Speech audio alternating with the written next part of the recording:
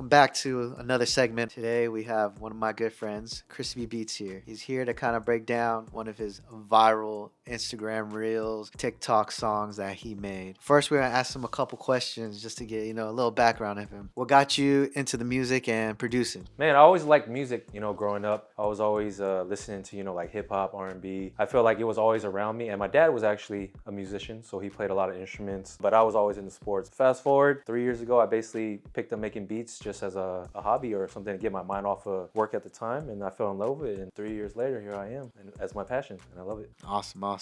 And if you could give anyone that's trying to pursue something they really want to do, or they're kind of scared to take a leap of faith, what kind of advice would you give someone that's just starting off? You can't worry about what people think about you, you know what I mean? Everyone has a different path, everyone has a certain vision. A lot of times the people around you won't understand what you want to do, but don't let that kind of, discourage you. I feel like if you want to do something and you really put your mind to it, just stay consistent and go at it. Whether someone's telling you something good or someone's telling you something bad, just stick to the plan, stick to the vision, and just keep going, and you'll eventually become successful. So now we're hopping into my program right now. I actually produce on FL Studio 21. Load up the program, so let's get into it. A little backstory behind Vibing is actually my most popular song right now, and it actually was my first single that I released on streaming platforms. So, Spotify, Apple Music, whatnot. I had released this song late 2021. Basically, it wasn't really getting much plays, you know what I mean? It would get plays here and there, but it wasn't really doing anything. Then you fast forward a year later to last year, somehow it just started trending on Instagram, and a lot of people started using them for reels, my song Reviving. And I actually found out through a couple friends who would, see a random video and they would send over the clip and I would watch it. And then basically a month later from that point, it started growing. It went from like 1,000 reels to like 10,000. And I think within the first month, there was over 100,000 different reels around the world from creators using this song Vibing by me. So yeah, it's pretty dope. It's cool to see what people create with it. Yeah, I'm just thankful that it got out into the world. So if you guys are creating stuff, you never know what's gonna hit. Just stay consistent and you might have that one. So yeah, I'm gonna break it down for you guys. First thing I think I'll go over is how I laid down the bass for this song, right? These are some simple chords that I created to kind of form the bass. When I'm making beats, I always like to do that just so I have a layer to go off of. And I'm gonna show you guys what that sounds like right now. So now that I had the chords in, just to throw a little vibe in the intro, I added this vocal chop. So it's kind of like a vocal sample. And what I did was I put a couple effects on. I put through an EQ on right here to take some of the low end and the high frequencies out. And then one of my favorite plugins right here, just threw some reverb. Very, very simple, but you know what I mean? Throwing a couple effects on there really brings out the vibe. And so now together, this is the intro part with the chords and the vocal chop together, along with my signature crispy tag right here.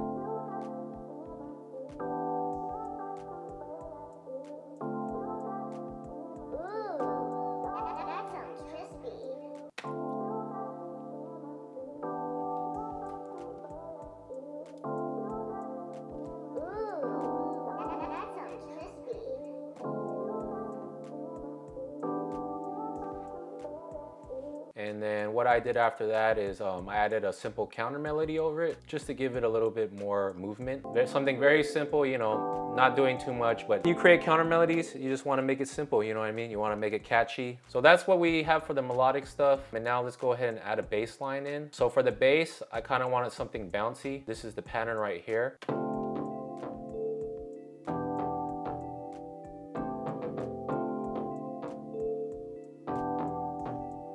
And now we're gonna go ahead and add some drums in it. For this one, I just wanted to keep it simple and add a clap and an open hat.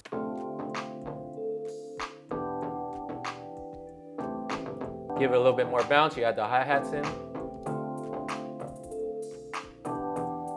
So now that we have some of the drums, one of the most important is the kick. This is what I like to call the heartbeat of a song or a beat. And so here's how everything sounds with the kick pattern.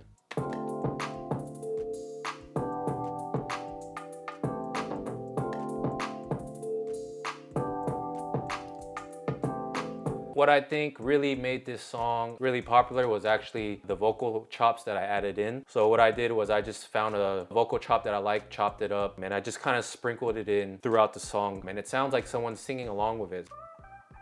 And now when you start layering stuff in, it starts to sound like things are coming together.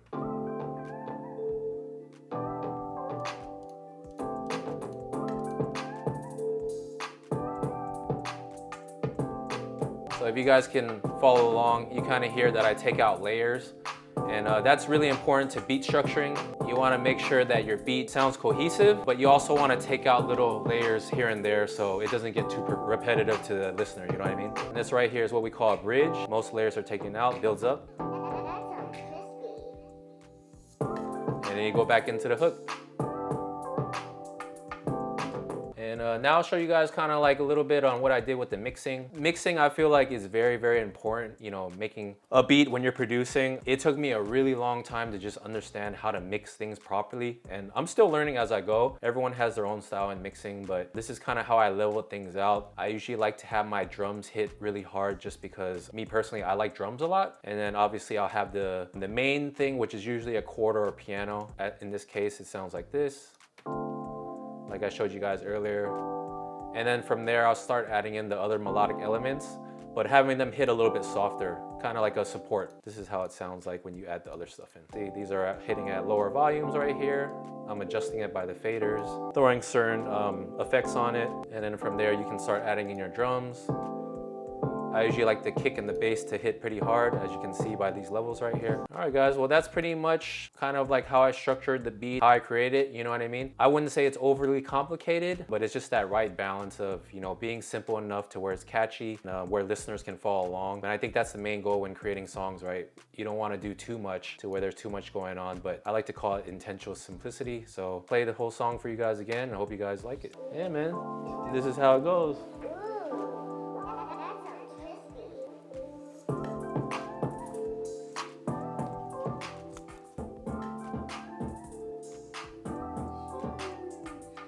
What's up, y'all? Thanks for joining me in my studio. This is your boy Crispy Beats out here with grailssf, best shoe store in the Bay Area. Appreciate y'all.